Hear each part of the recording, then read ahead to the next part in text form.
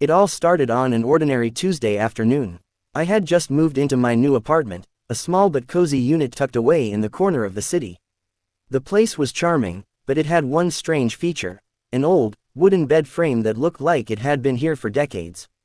It creaked with every movement, and the mattress seemed to be sinking in the middle.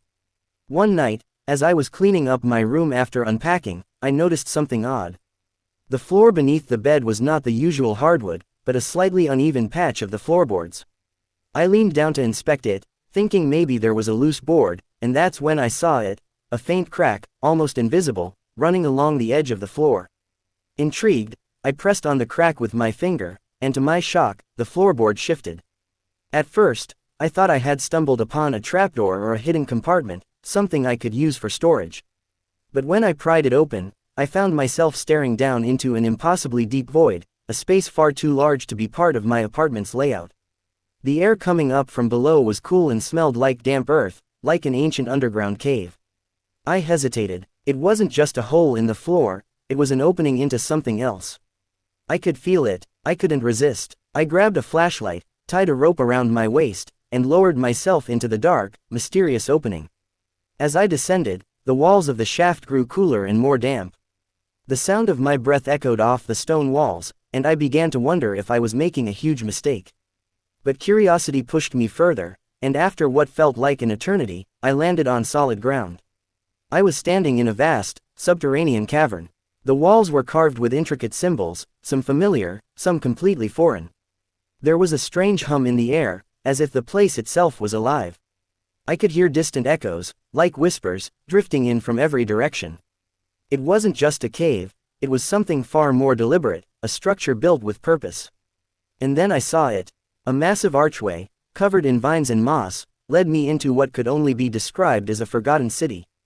The buildings were tall and imposing, made of stone that had long since turned green with age. Narrow alleyways twisted between the structures, and ancient statues stood sentinel at every corner. The city was eerily silent, but it was undeniable: I had found a hidden, underground civilization. I wandered deeper into the city, the streets lined with relics of a time long past. There were no signs of life, but everything felt so real. I touched the walls of the buildings, feeling the cool stone beneath my fingertips, and marveled at the untouched beauty of this lost place.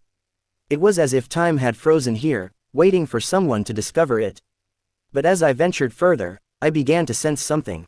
There were faint traces of movement in the shadows. I wasn't alone. The deeper I went, the stranger the city became. There were rooms with walls covered in strange murals depicting ancient rituals, and in one chamber, I stumbled upon a massive stone door. It looked as though it had been sealed shut for centuries, but the symbols etched into its surface seemed to beckon me. Against my better judgment, I tried to open it. To my surprise, the door creaked open with ease.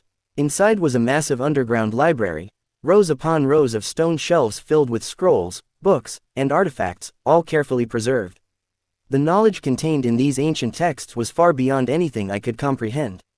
There were accounts of advanced civilizations, lost technologies, and even prophecies of the future. It was as though the lost city beneath my bed held the collective wisdom of an entire forgotten world. But then, the ground trembled. The city wasn't abandoned, it was hidden for a reason.